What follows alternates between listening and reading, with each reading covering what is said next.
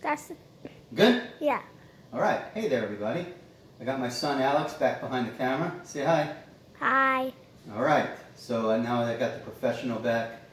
My wife was laughing a little too much. She never realized she married such a nerd. But here we go. So today's lesson is on the water cycle. So I gave you a picture like this in the notes. Here's one of my great drawings. I'll walk you through it. So a lot of the steps in the water cycle you should have learned at a much younger age. Probably when you were my son's age, in 4th grade.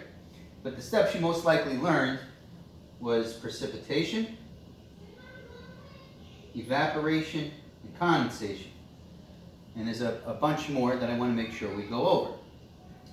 So let's start with evaporation. All right? So that's how water enters the air and turns into a gas called water vapor. And then in order to become a cloud, so these are clouds, the water vapor has to turn back into a liquid. We call that condensation. So condensation becomes a cloud. Right? Now, not all clouds bring rain because the water droplets aren't big enough to fall. But if they are, then the water droplets will start to fall, and they could fall in the form of liquid water or frozen water. Right? Any form of water falling from the sky is what we call precipitation. That could be rain, snow, sleet, hail, or freezing rain. All right. Another way water can enter the air is called transpiration. And that's a picture of a tree giving off water. So plant lives transpire water. So they take the water up into their roots. It travels up the stem, actually through the process of capillarity, which we went over the other day. And the water that the plant doesn't use during photosynthesis gets released in the form of a gas. We call this process transpiration. And earlier in the year, we learned a term that combined evaporation and transpiration called evapotranspiration. All right. Now let's go over some of the other parts of the water cycle.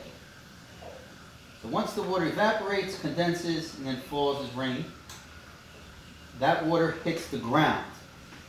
And that water has two choices mainly. It could enter the ground, in the ground. We call that infiltration.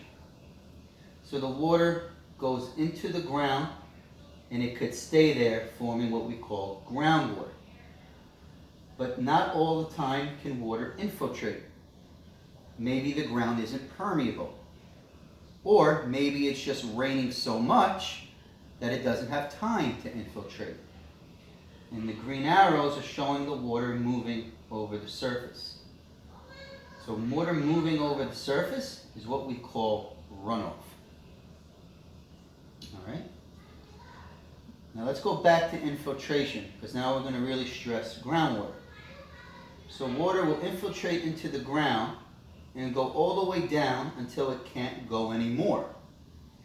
So the water is going to keep on flowing or moving slowly down into the ground until it gets to a bottom layer of impermeable rock. This is usually a rock like granite, okay, which we're going to learn about later. So usually an igneous rock or metamorphic rock make up the impermeable bedrock. And then over thousands to millions of years, the water builds up and fills the ground. It fills the pores in the rock or the pores in the sediment. So since it's filling them, those pores get saturated. So we call this the zone of saturation. And the height of the groundwater, the highest the groundwater gets, is what we call the water table. All right? So the water table is the height or the top of the groundwater, or the top of the zone of saturation, which means above that, the ground is filled with air instead of water. So we call that the zone of aeration. Pretty simple, right? Mm-hmm. Alex, what would the zone of aeration be filled with? Air. Air. And the zone of saturation? Water. Good job, buddy. And the zone of saturation is what we call the groundwater. And if it's a specific rock, we call it an aquifer. So if this rock was sandstone, we would say this is a sandstone aquifer. If the rock was siltstone, we would say it's a siltstone aquifer. And they may have other like unique names as well. All right. Now, if it rains a lot, Alex, what do you think will happen to the height of this water table? So if it starts to rain a lot, do you think this water table will rise or get lower? Get lower. Well, what made the water here? How did the water get there? Oh, it was going into the soil. Yeah, so it got here from the rain. Yeah. So if it starts to rain more, is there going to be more or less water in the ground? More. So this water table will actually rise. Okay? And that's why some houses on Long Island don't have basements. A lot of people's basements are the first thing to flood during periods of heavy rain. Because let's say you were building a house right here. Your basement might be dug into the water table. Or maybe your basement was higher than the water table, but then it rained a lot and the water table rose. And now your basement got flooded. All right? So that's why some houses don't have basements. It's because the water table is so high. All right? Now I asked a question the other day. How can rivers keep on flowing in times of drought? So basically I'm asking, how can a river pretty much stay alive or have water if it doesn't rain for months? And you see how this water table gets to the river here? So basically this river, if we had a long period of no rain, the river will start to dry out, but it won't get completely dry because the groundwater can actually feed the river, all right? And keep the river alive even though it should be dry. And that's also how you could sometimes have rivers flowing through a desert. The groundwater can actually feed the river. So as a civilization, we realize there's water in the ground, so we drill these things called wells. So they drill a hole and they put a bucket down. So they drill a hole till they hit the water table. They should go a little bit lower than that. And then they drop a bucket, and guess what's going to fill the bucket? Water. Water. And then they just bring up the bucket. And that's how they can get their own fresh drinking water, even if they don't have a river or a lake nearby. They can tap into the groundwater. All right? So that's today's lesson on groundwater and the water cycle. I'm going to assign you a project. It's a creative writing project. Alex, you want to do it as well? Maybe. Maybe? It's fun. So what I want you guys to do is take a journey through the water cycle. I'll give you a good example. Let's say I'm Pepe the pea molecule. All right? And I started in a Tyrannosaurus Rex. So I would start my story like this. Hi everybody, I'm Pepe the pea molecule. I don't know when my story really started, but I know it was a long time ago. And I started here in this T-Rex about 70 million years ago.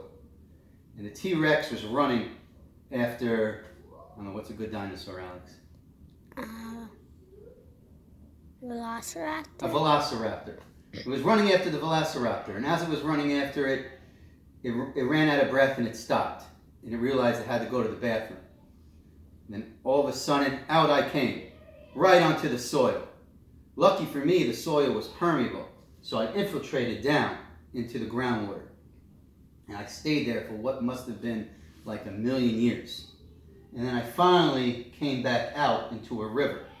And the river sent me down into the ocean. And then I was scooped up by a blue whale. And the blue whale took me all the way to the North Pole and shot me out of its water spout.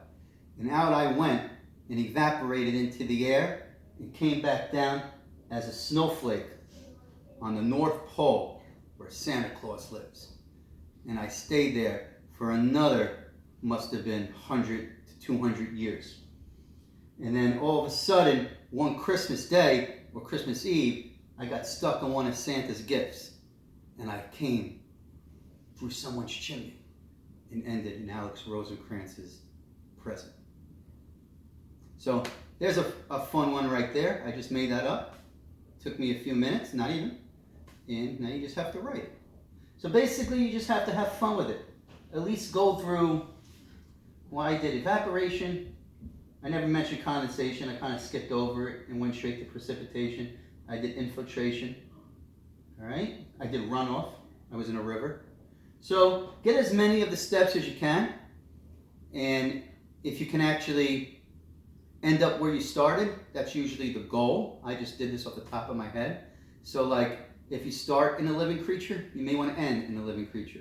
If you start in a glacier, then you want to end in a glacier. If you start as groundwater, you want to end as groundwater and try to have fun with it. All right? All right, if you have any questions, feel free to email me. Have a great day.